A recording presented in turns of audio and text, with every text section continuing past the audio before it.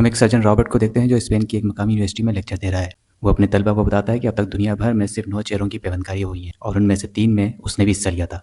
Lecture खत्म करने के बाद रॉबर्ट घर की तरफ रवाना होता है।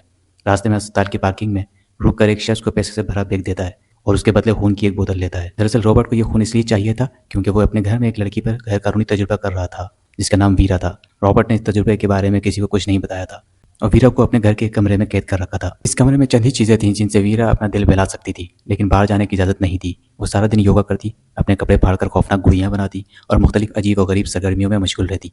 वीरा की देखभाल के लिए घर पर एक गूंगी मुलाजमा भी मौजूद थी और अगर उसे कुछ और चाहिए होता तो वो दीवार पर लगे वॉइस ट्रांसमीटर के जरिए रॉबर्ट की माँ से मांग लेती। रॉबर्ट घर पहुंचकर अपने साथ लाया हुआ खून एक मशीन में रखता है। इसके बाद वो अपने कमरे में आता है और सबसे पहले वीरा पर नजर डालता है क्योंकि इसने वीरा के कमरे में एक छुपा हुआ कैमरा लगा रखा था। ये डॉक्टर की रोजमर्रा की रूटीन थी।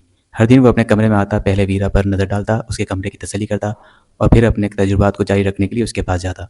एक दिन जब डॉक्टर घर वापस आता है तो वो देखता है कि वीरा ने कमरे के मुखालिफ जिद में हरकत की है।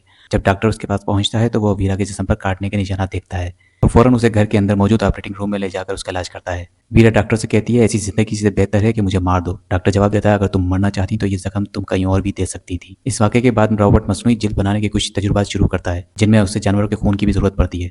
कुछ दिनों बाद वो कामयाबी हासिल कर लेता है और मसनूई जिल्द का एक नमूना तैयार करता है। रॉबर्ट दुनिया का वाहिद मौजूद बन जाता है जिसने ऐसी जिल्द तैयार की थी जो न आग से जलती थी और न ही कीड़े के काटने से मुतासिर होती थी। जब रॉबर्ट अपने तजुर्बे में कामयाब हो जाता है तो वह वीरा की पूरी जिल्द को उस मसनूई जिल्द से तब्दील कर देता है।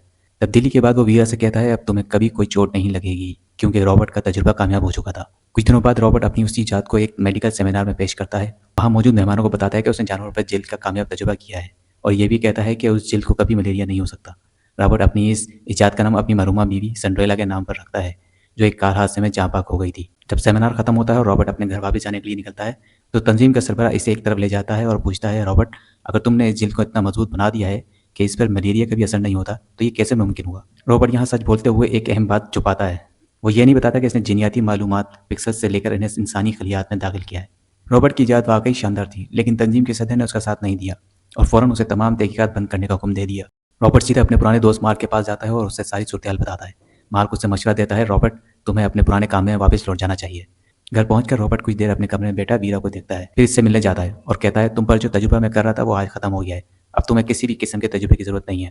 वीरा ये सुनकर खुश हो जाती है और रॉबर्ट के साथ कुर्बत की कोशिश करती है मगर रॉबर्ट बेचैन हो जाता है और वहां से चला जाता है। बाद में रॉबर्ट की माँ उसके पास आती है और कहती है तुम्हें वीरा को खत्म कर देना चाहिए, वो बहुत खतरनाक है। जवाब में रॉबर्ट कहता है घर के तमाम नौकरों को निकाल दो क्योंकि अब हमें इतने लोगों की जरूरत नहीं है। जब रॉबर्ट भी घर से चला जाता है और बाकी नौकर भी वहां से निकल जाते हैं तो एक शख्स जो टाइगर के लिबास में मलबूस होता है घर आता है और घंटी बजाता है। ये मिरेलिया का बेटा जैक था। फिर मिरेलिया फौरन बाहर आती है और जैक को अंदर जाने से रोकने की कोशिश करती है लेकिन जैक उसे जबरदस्ती घर के अंदर ले जाता है। मिरेलिया इसे किचन में बिठाकर खाना देती है। इसी दौरान टीवी पर डाके की खबर चल रही होती है। दरअसल जैक ने डाका मारने के बाद कार्निवल की भीड़ में छुपने के लिए ये लिबास पहना था ताकि पुलिस इसे पकड़ ना सके। जैक मिरेलिया से कहता है तुम रॉबर्ट से कहो कि मेरे चेहरे की सर्जरी कर दे ताकि मैं हमेशा के लिए बच जाऊं। मिरेलिया इसे मना करते हुए कहती है ये कभी भी नहीं होगा, तुम फौरन यहाँ से चले जाओ। जैक वहां से किचन में शराब तलाश करने के लिए चला जाता है। इस दौरान वीरा अपने कमरे में योगा कर रही होती है।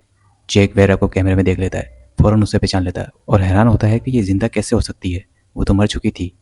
मिरेलिया जल्दी से किचन में छुपी हुई बंदूक निकालकर जैक पर तान देती है और उसे जाने का हुक्म देती है लेकिन जैक मौके का फायदा उठाकर बंदूक छीन लेता है और मिरेलिया को बांध देता है। इसे बांधने के बाद जैक सीधा वीरा के कमरे में जाता है और वीरा के कमरे में दाखिल हो जाता है।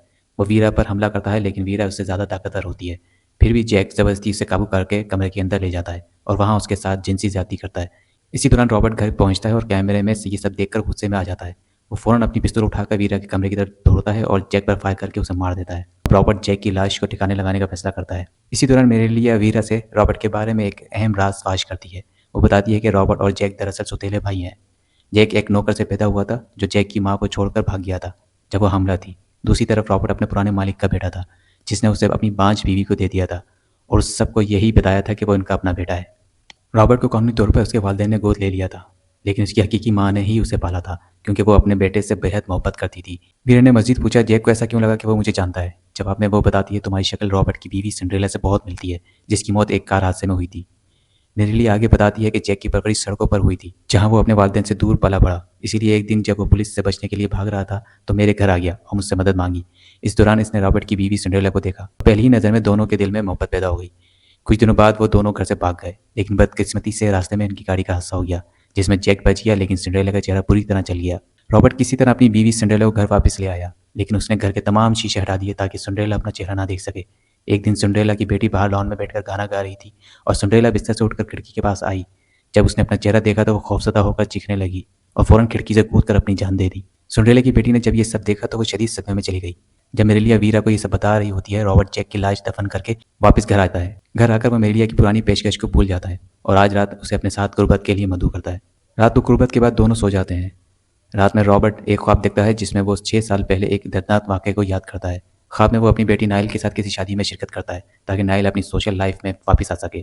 ख्वाब में वो नाइल की माँ की मौत के बाद उसके सदमे को भी महसूस करता है जो आज तक उसके दिल में बसा हुआ है। रॉबर्ट पार्टी में देखता है कि नाइल कहीं नजर नहीं आ रही। वो उसे तलाश करते हुए बाग की तरफ जाता है जहाँ एक बाइकर तेजी से उसके सामने से गुजर जाता है। कुछ आगे बढ़ने पर वो नाइल को ज़मीन पर पड़ी हुई हालत में देखता है जिसके कपड़े भी खराब हैं। रॉबर्ट फौरन समझ जाता है कि नाइल के साथ कुछ बहुत बुरा हुआ है। उसी दौरान नाइल रॉबर्ट को देखकर जोर जोर से चीखने लगती है। अब हम मौजूदा वक्त में आते हैं। यहाँ एक नौजवान लड़का विंसेंट अपनी माँ के साथ एक बुटीक पर काम करता है और रात को एक पार्टी में शिरकत करता है। पार्टी में विंसेंट नाइल के साथ फ्लर्ट करता है और उसे अपने साथ बाग में ले जाता है। बाग में पहुंचकर नाइल को गर्मी महसूस होने लगती है और वो अपना कोट और जूते उतार देती है। विंसेंट इस इशारे को ये समझता है कि शायद नाइल उसके साथ करीबी ताल्लुक बनाना चाहती है। जैसे ही विंसेंट नाइल के करीब आने की कोशिश करता है, इब्तिदा में नाइल कोई रद्द-ए-अमल नहीं देती, लेकिन जैसे ही उसे एहसास होता है कि सूरत-ए-हाल बिगड़ रही है, वो मज़ाहमत करती है और चीखने लगती है। विंसेंट उसके मुंह पर हाथ रख देता है और नाइल गुस्से में विंसेंट के हाथ पर काट लेती है। विंसेंट तेज में आकर उसे जोर जोर से थप्पड़ मारने लगता है जिससे नाइल बेहोश हो जाती है।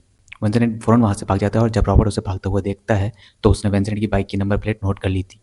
कुछ दिन बाद विंसेंट जब अपनी बाइक पर जा रहा होता है तो रॉबर्ट अपनी कार से टकरा कर उसे सड़क पर गिरा देता है। फिर वो एक इंजेक्शन लगाकर विंसेंट को बेहोश कर देता है और अपने साथ ले जाता है। रॉबर्ट विंसेंट को अपने पुराने गैराज में कैद कर देता है और जब विंसेंट चीखता है तो रॉबर्ट उस पर ठंडा पानी डालकर उसे अजाब में मुब्तला कर देता है और उसे सिर्फ चावल और पानी फराहम करता है। इधर विंसेंट की माँ पुलिस स्टेशन जाकर अपने बेटे के बारे में दरियाफ्त करती है। पुलिस ऑफिसर उसे बताता है कि विंसेंट की बाइक पहाड़ के नीचे मिली है, जिसका मतलब है कि वो या तो हादसे का शिकार हो गया है या शहर छोड़कर फरार हो गया है। रॉबर्ट अपनी बेटी नाइल से मिलने के लिए मेंटल हॉस्पिटल जाता है। वहां जाकर वो देखता है कि नाइल अब भी खौफजदा है क्योंकि उसे लगता है कि उसके वालिद ने उसके साथ जबरदस्ती करने की कोशिश की थी।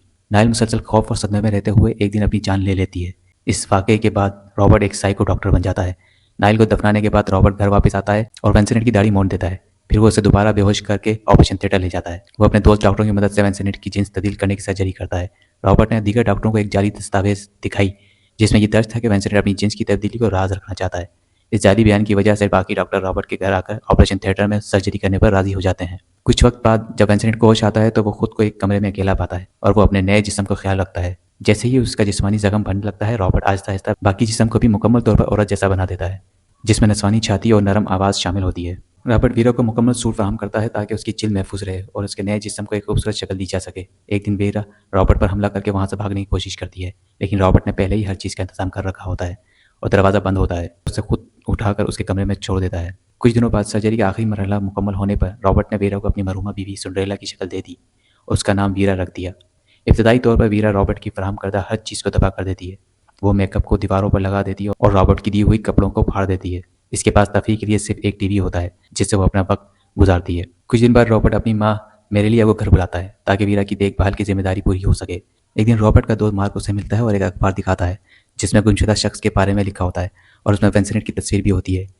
चूंकि मार्क ने सर्जरी में हिस्सा लिया था, वो अंदरूनी बातों को पहचान लेता है। मार्क रॉबर्ट से पूछता है कि उसने क्यों बेखबर रखा, लेकिन रॉबर्ट मार्क को धमकाने लगता है। इसी दौरान वेरा बाहर आती है और उसकी बातचीत रुक जाती है। वेरा मार्क को बताती है कि उसने ऑपरेशन की मुकम्मल इजाज़त दी थी, जिसे सुनकर मार्क कुछ समझता है और वहां से चला जाता है। शाम को रॉबर्ट और वेरा दोबारा मिलते हैं और उस दौरान वेरा को दर्द महसूस होता है। वो कुछ लेने के लिए नीचे आती है और मौके का फायदा उठाते हुए रॉबर्ट की पिस्तौल भी अपने साथ ले लेती है। कमरे में वापस आकर वेरा रॉबर्ट से कहती है कि उसने उसकी पूरी जिंदगी बर्बाद कर दी है और ये कहते ही वो रॉबर्ट पर गोलियां चला देती है। जब विलेरिया गोली की आवाज़ सुनती है तो फौरन जाग जाती है और अपनी पिस्तौल लेकर ऊपर कमरे में आती है। वीरा नीचे छुपकर विलेरिया का इंतजार कर रही होती है और जैसे ही विलेरिया कमरे में दाखिल होती है, वीरा उससे भी गोलियां मार देती है। अब सब कुछ खत्म हो चुका है। वीरा कुछ कपड़े और पैसे लेकर अपने दोस्त के पास जाती है। वो अपनी दोस्त को बताती है कि वो दरअसल विंसेंट है और उससे वो तमाम मालूमात फराहम करती है जो सिर्फ विंसेंट उसके दोस्त जानते थे। इसके बाद दोनों जज्बाती हो जाते हैं और फिल्म यहीं ख़त्म हो जाती है। अगर आपको हमारी ये फिल्म पसंद आई तो बराए करम वीडियो को लाइक करें और हमारे चैनल को सब्सक्राइब करें। शुक्रिया।